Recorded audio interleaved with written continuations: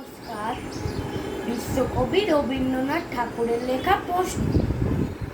মা গো, আমার ছুটি দিতে বল, সকাল থেকে পড়েছি যে মেলা। এখন আমি তোমার ঘরে বসে পড়বো শুধু পড়া পড়া খেলা। তুমি বলছো দুপুর এখন হবে, না হয় কেন সত্যি বলছো? এখনো কি দুপুরবেলা হলে বিকেল হলো মনে করতে নাই? আমি তো বেশ ভাবতে পারি মনে, সূর্যি ডুবে গেছে মাঠের শেষে।